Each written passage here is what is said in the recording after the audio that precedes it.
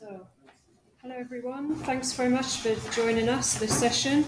I expect more people will come in, but we have to start because obviously we have parallel sessions. It's a slightly updated schedule. So first talk we have Lifeng, who is going to talk about phenomena and causes of social issues in the context of urban health.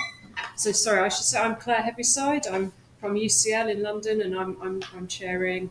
Um, Please take it away, and I will give you after 10 minutes. I will hold up the 5 minutes left. But if you keep to 12, then we have some time for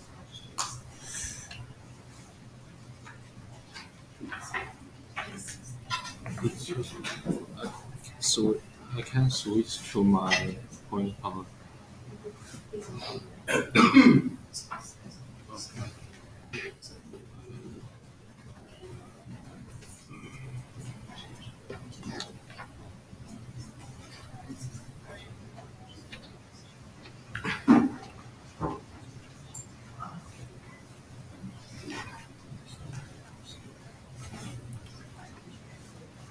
Good morning, everyone.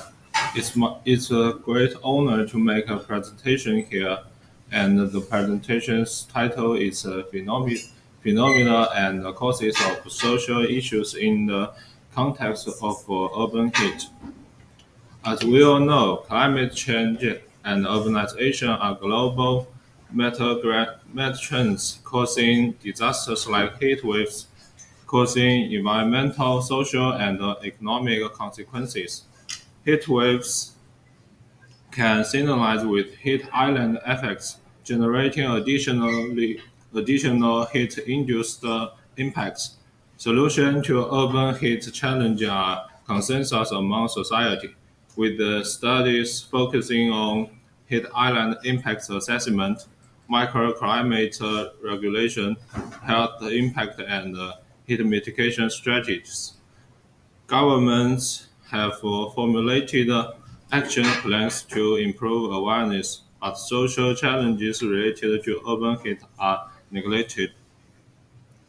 And this research aims to explore the social challenges associated with urban heat challenges, focusing on narrative analysis at the individual and community level. The analysis will investigate the causes of urban heat challenges in aspects of human health vulnerability, urban infrastructure construction, and city operation, providing suggestions on how to address social challenges under extreme heat.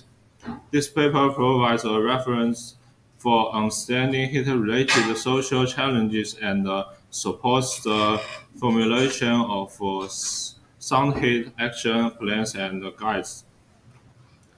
Then, in this study, we examine social problems influenced by urban high temperature, focusing on economic, environment, ecology, cultural, historical, and political dimensions. It examines environmental and economic factors, aiming to understand the solution to address the city's excessive temperature problem. And then we come to the cutoff for results. The first of all is the health. Urban climate impacts both physical and mental health. Long-term exposure to a high temperature can lead to system dysfunction, reduced outdoor sports, and increased heat-related disease. Mental health suffers from reduced interpersonal communication, increased stress, and reduced sleep quality. Urban heat also disrupts livelihood, leading to increased mortality, workplace accidents, and suicide. The elderly, small babies, and pregnant women are particularly vulnerable.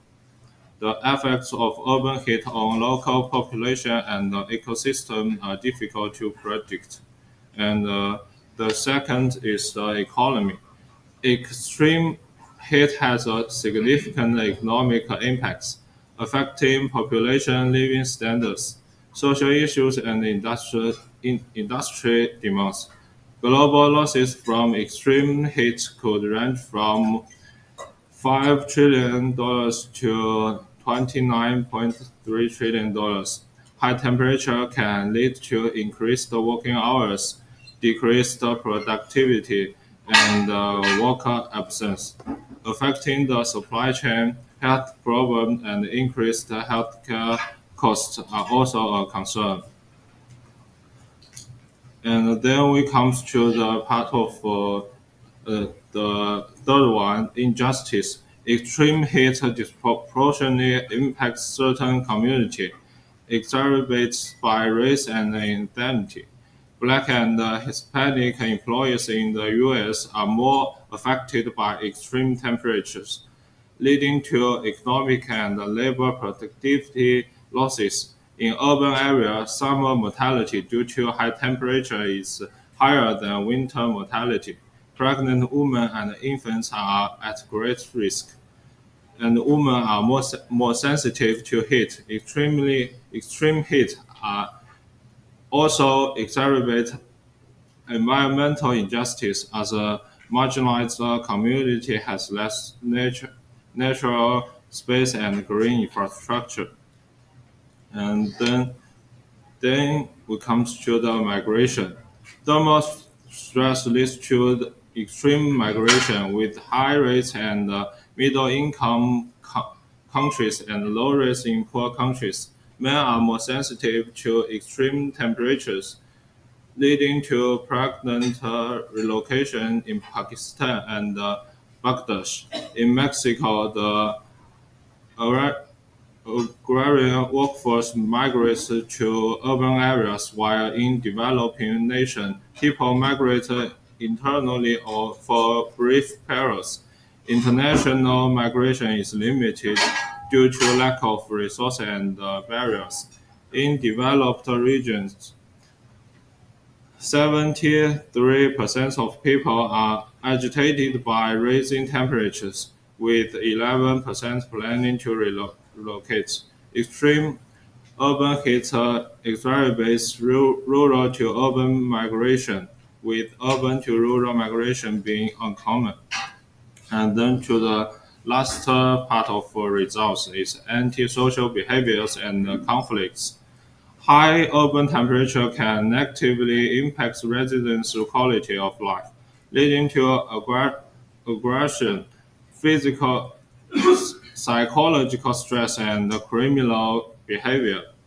The U.S. crime rate increased by 0.55% for burglary and 1.53% for rape for every degree Celsius increase in temperature. Variable heat tolerance can also contribute to social instability. Rising temperature can exacerbate irritability and serve as a catalyst for violence, particularly in sexual offense, suicidal attempts, and suicide fatality are also rising in long-term heated environments, with a significant correlation between temperature and suicide rates.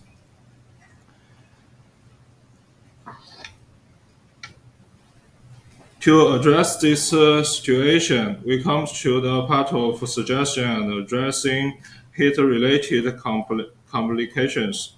We made a recommendation in three ways: awareness and education, design and infrastructure construction, and management methods and operation models. And the specific method is in the table below.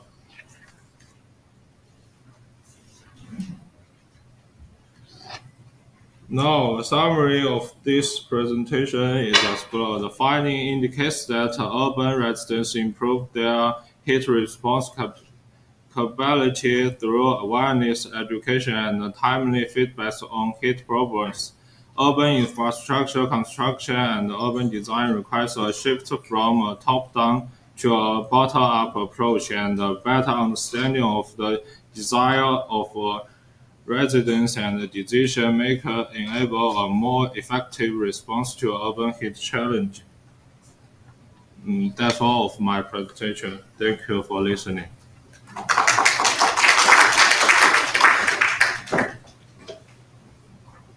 Thank you very much. Any questions? Do we use the microphone or? Yeah. Okay.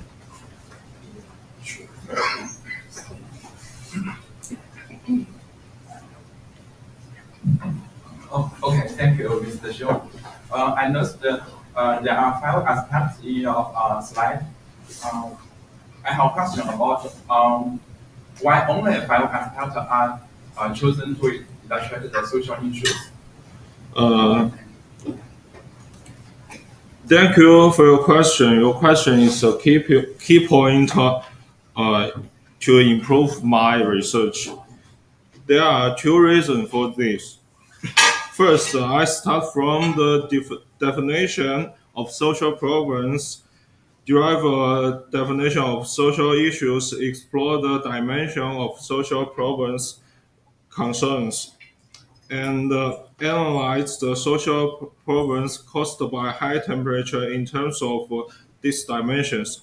However, the impacts of social issues are multifaceted, in which my research is currently not considered sufficiently, and I will also learn more about social issues to further my research in the future. And secondly, these 5 aspects of social issues are the most concerned aspects nowadays, which are closely related to the life uh, of urban residents. And understanding the these problems can better cope with the high temperature in the city. Therefore, to I chose these 5 aspects from now to in my research. Any other questions? This one here.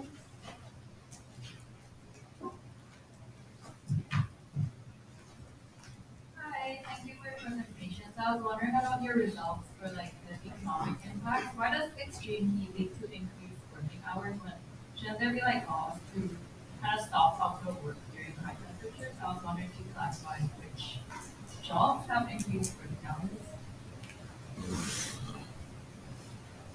Did you get the question?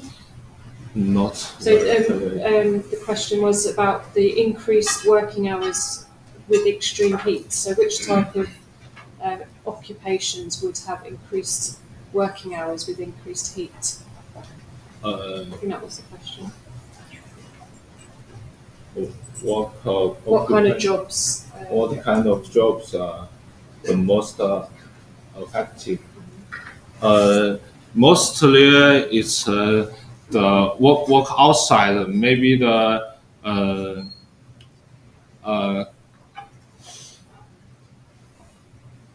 like like uh, Construction. construction and the wash washer, the The sign, the yeah, traffic. and the farmer, maybe the farmer in the less developed country, many of the farmers uh, choose to migrate to better environment because of they can't uh, they can't get through the environment and like this. Okay, thank you.